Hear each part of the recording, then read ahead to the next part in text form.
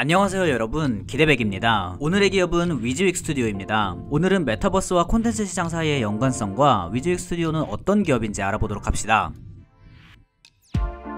10월 13일 국내 최초 메타버스 ETF 4종이 유가증권 시장에 상장했습니다. 당시 순자산은 760억원이었지만 11월 4일 기준으로 3342억원까지 불어났습니다. 이 수치만 봐도 메타버스 시장이 엄청난 속도로 성장하고 있는지 알 수 있습니다. 또한 얼마 전 세계 최대 규모 SNS 회사인 페이스북이 사명을 메타로 변경한다고 발표하며 메타버스 시장을 향한 공격적인 투자 의지를 보였습니다. 메타버스가 빠르게 성장하면 같이 성장할 수밖에 없는 시장이 있습니다. 바로 컨텐츠 시장인데요.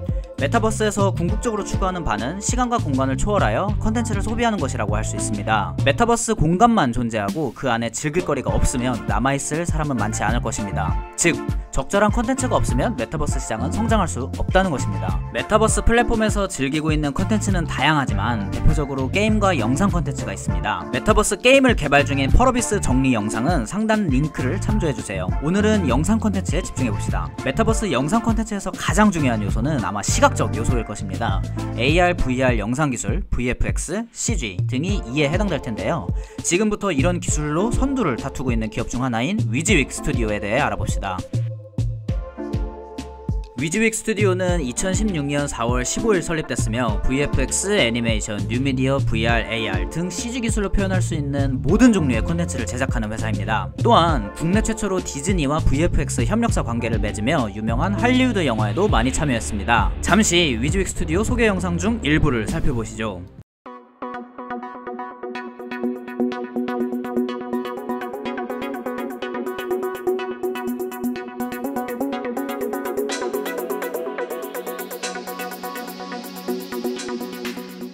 위즈윅 스튜디오가 어떤 일을 하고 있는 기업인지 감이 확 오시죠? 방금 영상에서 보셨던 VFX 및 뉴미디어 사업은 매출의 20에서 30% 정도 차지하고 있는 사업입니다. 그렇다면 작년 기준으로 가장 큰 매출을 기록한 사업은 무엇일까요? 바로 컨텐츠 사업입니다. 사업 내용은 자회사를 살펴보면 알 수 있습니다. 우선 골드프레임과 고즈넉 ENT가 있습니다. 두 회사는 애니메이션 제작이나 소설이나 웹툰의 영상 제작을 위한 판권 계약을 주업무로 합니다. 다음으로 레몽레이는 드라마 기획 및 제작, IP를 활용한 부가 사업을 주사업으로 하는 회사입니다. 현재는 코넥스 상장 기업이지만 지난 10월 28일 코스닥 이전 상장 예비심사에 통과하며 조만간 코스닥으로 이전 상장할 예정입니다. 다음은 이미지나인컴즈입니다. 예능 및 드라마를 제작하고 엔터테인먼트를 운영하고 있는 회사입니다. 소속 연예인으로는 조세호, KCM, 이진주, 남희석, 지상렬 등이 있습니다. 지난해 12월에는 승리호의 투자 배급사 메리 크리스마스를 인수하며 콘텐츠 개발에 시너지를 더하겠다는 의지를 보였습니다. 최근에는 유튜브 크리에이터 장삐쭈의 신병을 드라마화하기로 결정하고 캐스팅을 확정했다는 소식도 있어서 이미지나인컴스에 대한 기대를 더하고 있습니다. 마지막으로 NP가 있습니다. NP는 메타버스 확장의 가장 핵심적인 회사라 볼 수 있습니다. 주사업은 고객 체험 기반 브랜드 익스피리언스 중심의 영상 콘텐츠 기획 및 제작입니다. 현재로서 가장 발전된 형태의 메타버스 기술인 XR 콘텐츠를 제작하며 성장했습니다. 이 밖에도 버추얼 인플루언서 시장에 선제 진입하고 있습니다. 이 기업의 행보를 보면 메타버스 기업이 틀림없다는 것을 알 수 있습니다. NP는 얼마 전 삼성 스펙 2호와 합병하며 코스닥에 상장하였습니다. 여기서 우회 상장과 스펙 상장이라는 개념이 나옵니다. 우회 상장을 잠시 알아보도록 하죠. 우회 상장은 이미 상장되어 있고 시가총액이 낮은 기업을 인수하며 조건 심사를 거의 받지 않고 상장을 하는 것을 말하는데요. 뒤로 돌아서 들어온다 해서 백도어 상장이라고도 불립니다. 스펙 상장 역시 우회 상장과 개념은 비슷합니다. 우선 스펙은 기업 인수를 목적으로 하는 회사입니다. 즉 돈만 있고 사업 내용은 없는 페이퍼 컴퍼니입니다. 스펙을 주식시장에 상장시키면 3년 이내에 다른 기업을 인수해야 합니다. 그렇지 않으면 연 1.5%에 해당하는 이자를 지불해야 합니다. 3년 이내 기업을 인수하면 스펙에 인수당한 회사는 간단한 심사를 통해 자동 상장하게 됩니다.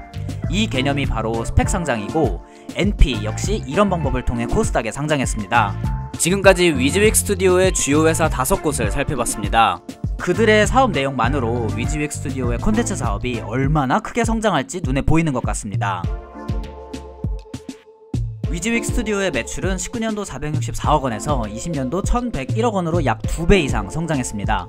하지만 영업비용이 많이 늘면서 순이익은 20년 31억에 그치고 말았습니다. 영업비용 내역을 살펴보면 예능 제작 원가가 28억원, 영화 제작 원가가 265억원, 드라마 제작 원가가 280억원으로 2019년에는 영원이거나 거의 비용이 들지 않았던 항목들입니다. 자회사 이미지나인컴즈를 20년 8월에 인수하며 연결 재무제표 기준으로 콘텐츠 제작 원가가 늘어난 것으로 해석됩니다. 21년 반기보고서에 따르면 매출은 작년 동기 대비 소폭 하락한 198억원이고 1억원 정도의 영업 손실을 기록하는 중입니다. 하지만 컴투스로부터 지속적인 자금 수혈이 들어오고 있고 위즈윅 스튜디오도 여러 투자를 하고 있는 상태라서 단순한 수치만 보고서 판단하는 것보단 미래 가능성을 따져서 평가해볼 필요가 있고 이 관점에서 보면 위즈윅 스튜디오는 미래가 밝은 기업임은 틀림없어 보입니다.